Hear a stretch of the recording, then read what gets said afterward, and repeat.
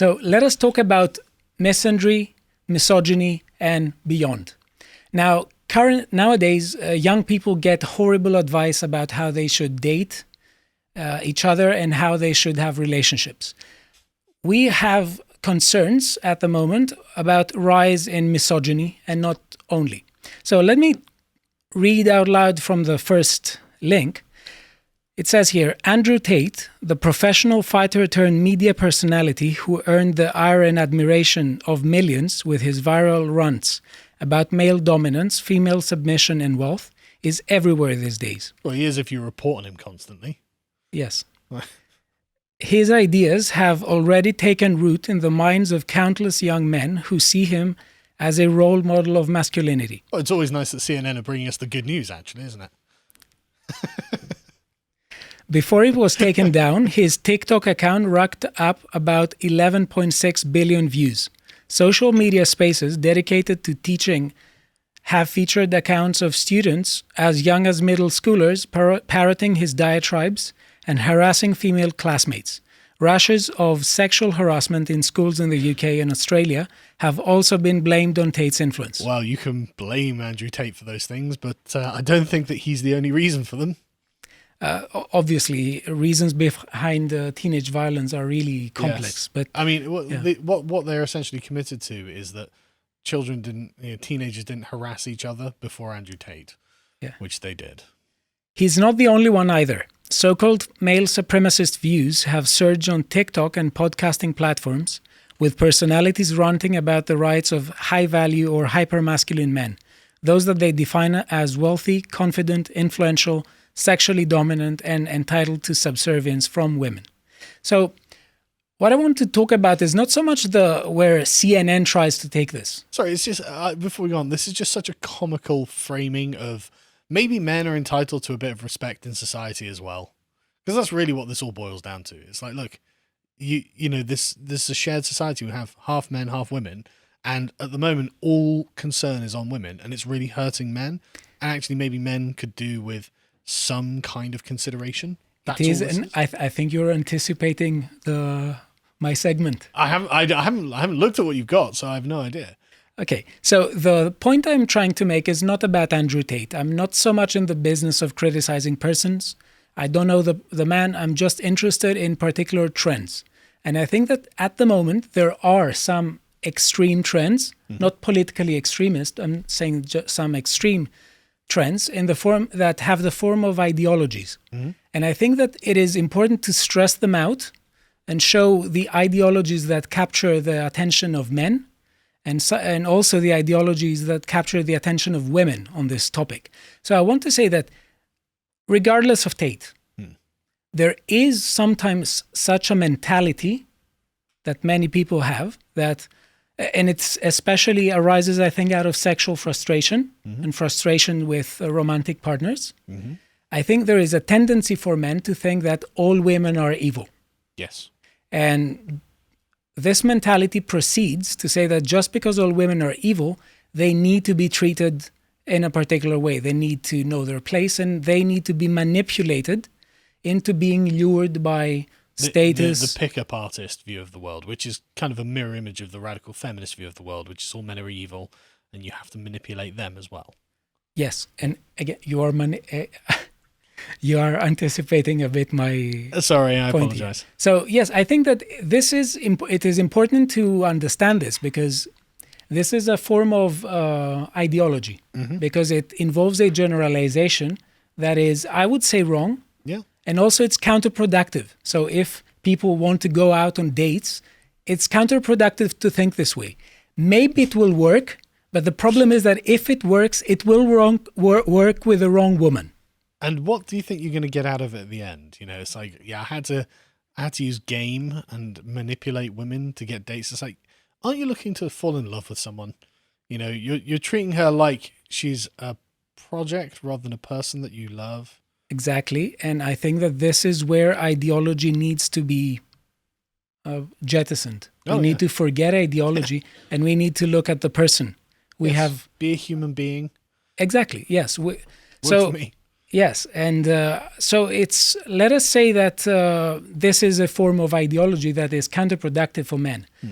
And many people disagree with this, but it doesn't necessarily mean that they find better ideologies. Let us look at the next video of a Professor Robert Jensen who talks about his journey to radical feminism. Yes, local man decides, actually, I hate men. Although I started later than most men, I eventually dated, had sex with women, told incredibly stupid sexist jokes with male friends. I used pornography, and I wallowed in my unhappiness. What changed for me was encountering a very unexpected encounter with radical feminism and a chance to change. Now, what is radical feminism? It's a critique of institutionalized male dominance. So I think that one of the things that Jensen is talking about, which is particularly problematic here, is that he's representing a false dilemma. He tries to tell men that the only thing that they have to pick from is either being sexist or being radical feminists. Well, I mean, he should probably be careful with dilemmas like that because a lot of them will choose sexist. This is accurate, and I think it's in a way unfortunate. Not in the sense that radical feminism is better. I think both are equally bad, but it is still a dilemma between ideologies. Yes. Yes, and I would say that. Sorry, I'm just making a meme. I apologize. Yes. Don't worry. And I think that it is important to bear in mind that young people nowadays, they have access to social media on the one hand, but they also go to universities, and they are confronted with completely ideological positions. And opposing ideological positions. Ideological positions, because on the one hand, they have either a generalization that says all women are evil and they should be manipulated into a particular position and they should be lured with everything that is associated with being a high status individual. And on the other hand, we have another ideology that says all men are evil. They should be suppressed. And they should be suppressed, and you should manipulate them in such a way, presumably by spreading guilt. Yeah, and so, literally, that's exactly right. To make men guilty for what they have putatively done to women, but obviously haven't. Based on this entirely false reading of history that makes the teenage boy at school like suddenly the progenitor and recipient of awful oppression that happened hundreds of years ago. It's like, don't be ridiculous. This is an evil thing to do. This is precisely ideological thinking. It's like saying men and women are this abstraction that features in our theory, and we stop looking at the people in our lives. Yeah. It's not to take the person as they are and then pick out features about the person and then get a sort of view of that person in your mind and then try and tailor your interaction towards them. It's about coming along with a preconceived box and then just applying that over the individual, being now you're an oppressive person and therefore.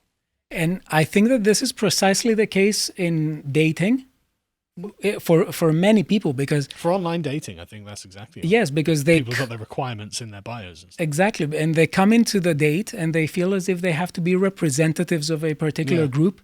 It's like a meeting of diplomatic consuls. No, that's because obviously I don't use internet dating, but that's what I've heard from people who do. And you see this all the time. I see people arguing about this all the time on the internet as well, where it's because it's so easy to say I'm looking for X, Y, Z. And I want it all in this package, and it has to, you have to earn 6 figures, you have to be 6 feet tall, blah, blah, blah. And at least. At least, yeah. And so, exactly. They've got this box. And so you are right. It's basically a negotiation. It's like, how much do you fit into this box? So, I think it goes further, because we have people showing up on dates and trying to establish the ideological beliefs of the other person. And they try to virtue signal. So we have male radical feminists going out on dates, try to show to their date how radical feminist they are. And there are loads of feminists. I mean, just a couple of years ago, there were loads of feminist blogs that were like, we need to talk about the problematic use of feminist language by men who aren't really feminists. It's like, yeah, well, you gave them a perfect in by literally explaining the ideology to them. And then they were like, oh, yeah, well, if that means I get laid, then I'll say whatever you need me to say, Yeah. So let us proceed with the next part of the same video. I realized that even the men I thought were the standard were also struggling with that. What I learned is that every man I ever met at some point thought he wasn't man enough. And that's not surprising, because masculinity in patriarchy, that is, again, masculinity in a system of institutionalized male dominance, is relentlessly competitive, focused on conquest, which leads to inevitable confrontations, all with the quest of staying in control of oneself and controlling others. But here's the thing. No matter how competitive one can be, no matter how many conquests, no matter how many successful confrontations, no matter how much we stay in control of ourselves, we never really feel man enough. He's listing all of the good parts of masculinity there. So I want to say here that he has an assumption that he makes that we live in a patriarchy, and if we live in a patriarchy, then everyone is either sexist or every man is sexist. Yeah. Or, and the only way forward is to be a radical feminist. Mm-hmm. But I mean, look at his, again, radical assumptions. Every man is sat there constantly going, oh, I'm not man enough because I haven't conquered enough today. It's like, really? Is that maybe a lot of men are just getting up and just going to work. That's the conquest that they needed to achieve for the day, and they've done it. So they don't sit there and go, oh, I'm not man enough. They get home from work and they go, yeah, I did my part. Now I'm going to have my dinner. I'm going to sit down with the kids, watch a bit of TV, and go to bed with my wife.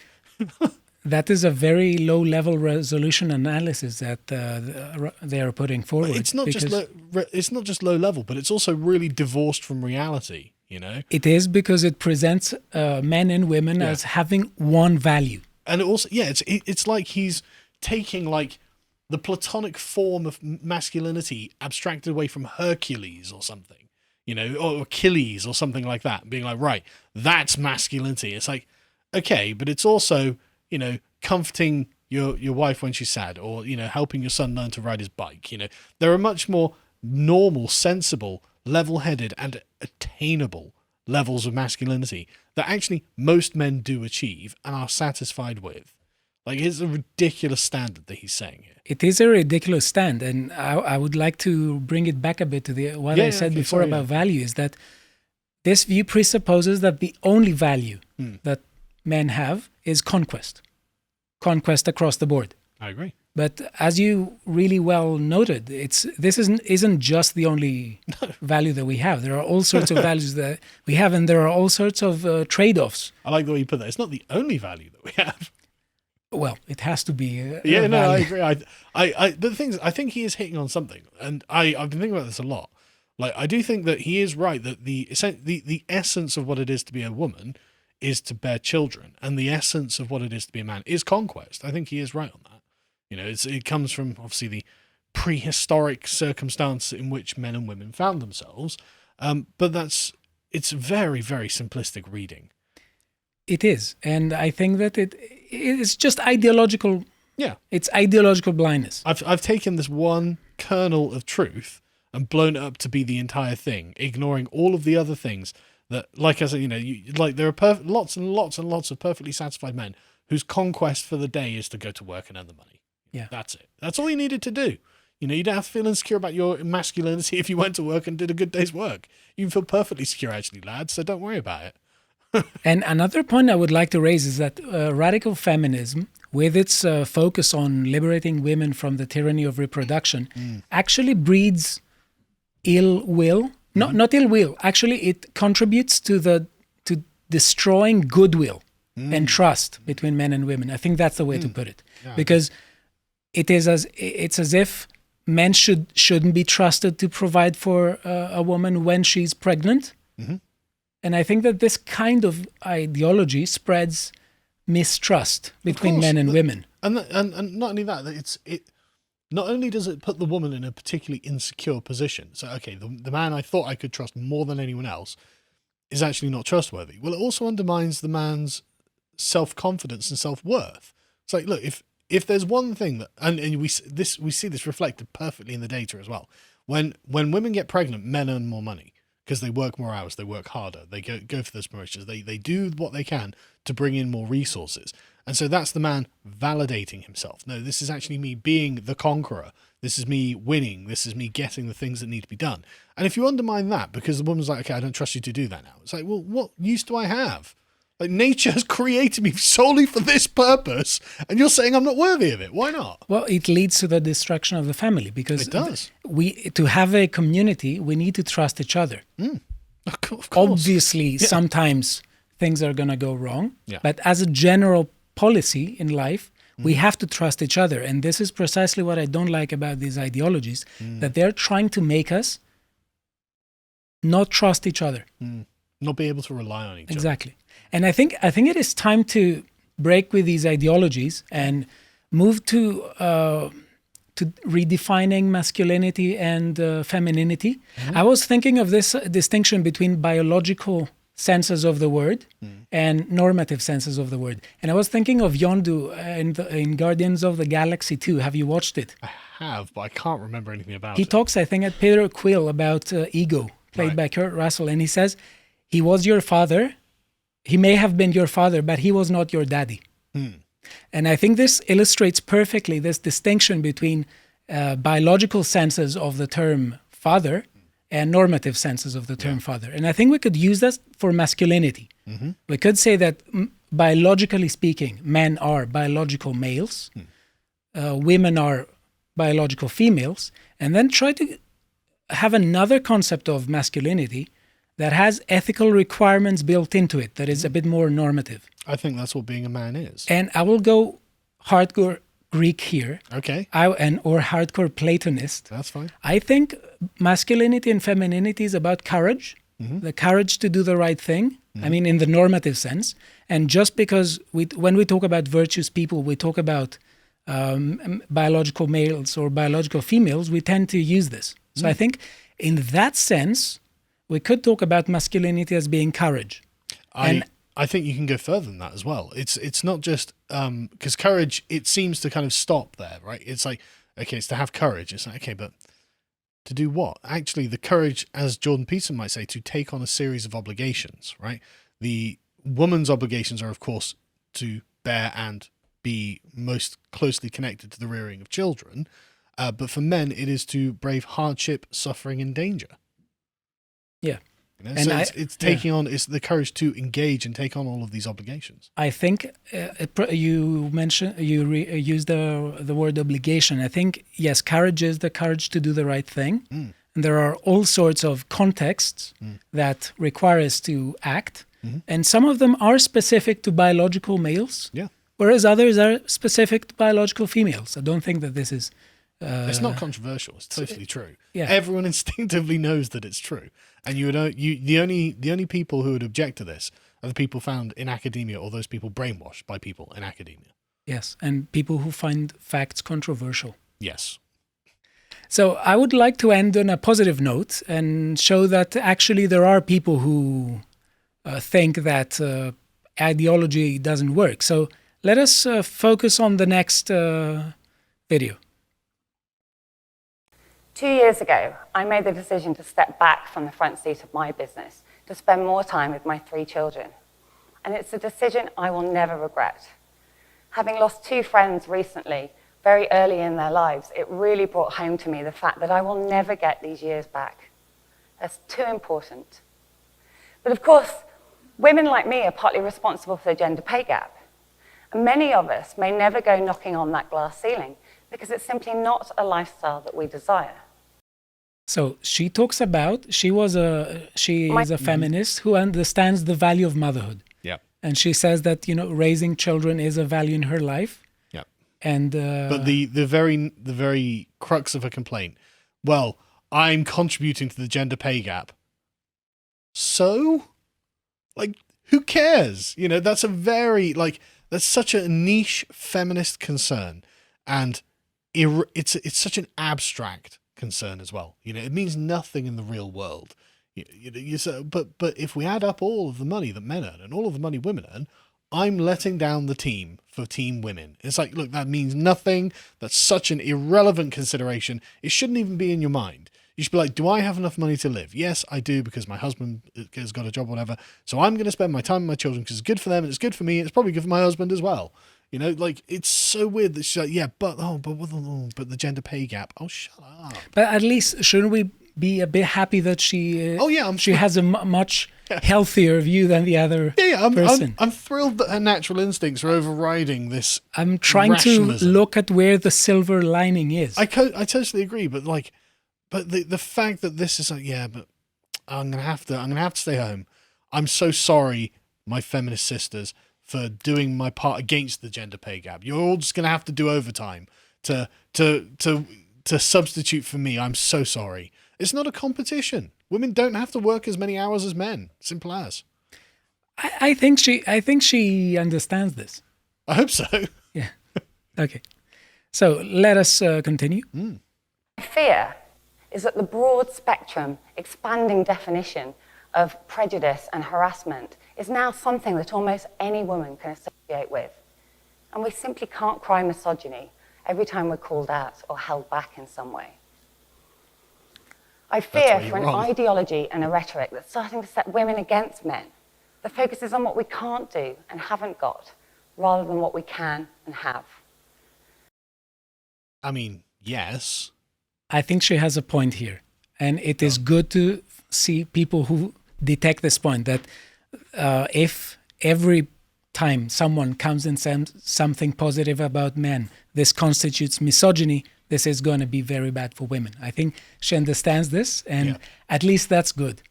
That is... It is completely uncontroversial. It's like but she's watched her first Jordan Peterson video and has been like, oh, that's a good point, actually. Yes. Yeah. At least I think we should try to be a bit optimistic and try to... I'm being unfair and sarcastic, but yes, Okay. it is good that she's arrived at this position. But like, you had to be really ideological to not realize that from the word go. Okay, I'm willing to forgive her. Yes, of course, I'm willing to forgive her, but it's just maybe it's just me, you know, and I'm just like, oh, come on, because I've been doing this for such a long time. But like, I suppose, you know, there are people in universities and in businesses who are genuinely trapped in this ideology, and to them, this is a revelation. Like, the heavens are parting and the rays are coming down. It's like, my God, actually, persecuting men has been bad for them. You know, like. I think I'm coming to appreciate your viewpoint, because yes, these public confessions of I was a bit more radical before. Maybe she needs to work a bit more to gain our support. No. I'm being unnecessarily. I'm joking. Yeah. I'm being silly. But obviously, you know, well done, love. Come on, take a seat, be normal. You know, but it just is frustrating that like she's got such a tepid. So like, maybe I was wrong. It's like, obviously you were wrong. You know? Yeah. Anyway. It's sad, though, to see how ideology messes up with people's mind. Yeah, it's incredible. Because, as you say, this is obvious. It's so obvious. And like it's sad that this is my journey to the obvious, and I have to make a TEDx talk to share with people how I came to view the obvious. She's literally going back into Plato's cave, isn't she? I mean, like, almost literally with the shadows on the walls, and trying to explain to them this. Look, actually, there's daylight outside, and it's like, oh God, I don't know if I believe this. You know, like, I came back to enlighten you. Yeah, exactly. I hope she succeeds. Well, so do I. Yeah. And 47,000 upvotes. It's got to be good, right? But it's just remarkable how strong the pull of ideology is on these people's minds, and other people who are otherwise intelligent. You know, people are otherwise, you know, very. I'm sure she's incredibly well educated. I'm sure she earns really well, very intelligent, and has fought against the conditioning to come to the point of maybe it'd be nice to spend some time with my own kids. It's like, yeah, maybe.